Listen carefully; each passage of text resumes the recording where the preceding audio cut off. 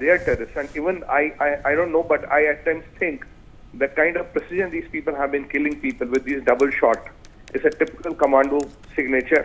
I don't know, some of these people might be even SSG commandos, which are which are only disguised as terrorists.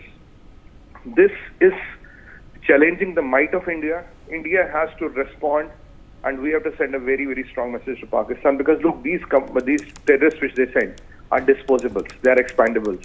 But what is the epicenter of terror? The epicenter of terror is GHQ Rawalpindi, is Pakistan Army and ISI. Unless and until these generals feel the pain, unless and until their families feel the pain, and unless and until their economic wings are cut off, so the Shahri, this Asgari, Bahriya and 4G Foundation, unless and until we start hitting them, what have we done beautifully is we have stopped, we have kind of said goodbye to Indus Water Treaty. Let them now be high and dry. I mean, they will have no water. That is how you handle this terrorist regime, this terrorist country. And politicians in Pakistan do not exist. They are a dead lot. They are zombies. The only people who matter is this army, which is basically nothing but a jihadis which are disguised as army. Ma'am, we have to hit them economically, diplomatically and militarily whenever we find it is appropriate. And one thing has to be very sure. We have to tell the world, if we find a terrorist camp anywhere or a terrorist launching pad, that becomes a legitimate hit target for India. Nobody can intervene and say, is it within Pakistani territory, POK, yahan hai, wahan. If there's a terrorist camp, if there is a launch pad, it becomes a legitimate military target for India. We must announce that. And India has the means to destroy it. For example, in Rafale, we have missiles which can be fired from 600 kilometers away.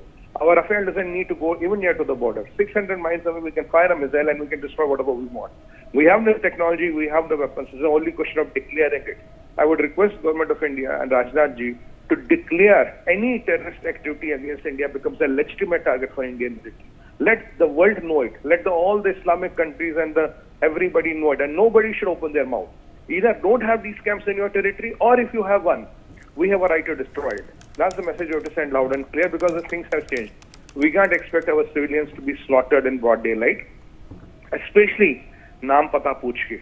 You know, when you find a religion and then you feel that is not going to happen. And we are going to hit them hard. Mr. Peer, as in fact, there is, of course, very natural and justified anger, and this is not just anger, this is the kind of sentiment that every Indian must have feeling and going in their veins, given the fact that Pakistan has never learned from the mistakes that it has committed in the past as well, and continues to in fact provoke in this dastardly manner. There are also videos, you know, that are being viral on social media, with one of that of the cake being taken inside the Pakistan High Commission after there are in fact the barricading that has been removed. And you know, this only speaks of the fact that what is that Pakistan is not trying to admit, given the fact that the person who was carrying the cake was asked questions by the media, but he reportedly kept his mouth shut. Look, ma'am, problem is very simple. It's not a question of you admit or don't admit. You know, I was reading a piece of news in the morning. Somebody rightly said you can't put lipstick on a pig. That is what exactly Pakistan is. You know, the problem here is that TRF has taken the responsibility. TRF is outfit of Lashkar-e-Toiba. Lashkar-e-Toiba is based out of Pakistan. So involvement of Pakistan is very, very clear. There's no doubt of it. They admit, they don't admit, is immaterial. World knows it. Now what we have to do is we have to make sure in due course of time, though we have decided to scale down the embassies and all, I don't know why do we need any diplomatic relations with Pakistan. And I am requesting Government of India through your channel right now, please stop this cricket business with Pakistan. Now, this country cannot take cricket happening in Pakistan. Champions Trophy, ye trophy, wo trophy. If we want to really send a message, stop this cricket, stop all cultural ties, educational ties, visas, nothing. And in due course of time, we might have to even shut our councils with Pakistan. We don't need to have any diplomatic relations with Pakistan in due course of time.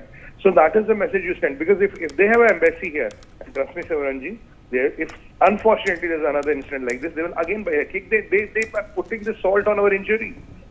They are sending somebody to buy a cake. They know it will be caught by the media. This is a way of, you know, teasing us. Ye kehte hai na, hum pe hasna. That's a way how you put salt to the injury. That is what they are doing.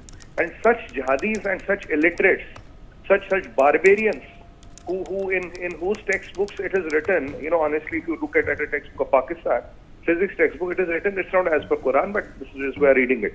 These people who believe in jihad, the army has a motive of jihad. What are we doing with them? There is nothing in common with them. We have to cut all the ties. The further we are from them, the better we are.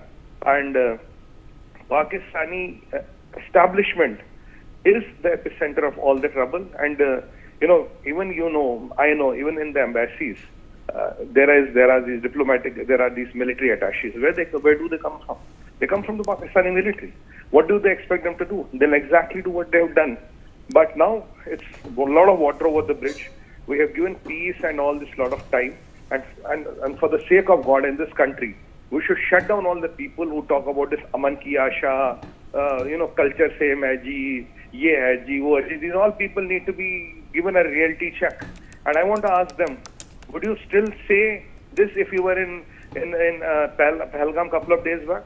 If you had one of your friend, your brother, your sister in Pahalgam, would you still say Aman ki Asha? Would you still dare to talk culture, ties, ye, wo, biryani, cricket? This cricket and sporting ties must end. This cricket has to end with Pakistan. We can't be playing cricket with the people who have slaughtered our people in the broad daylight. And let's tell absolutely, the world.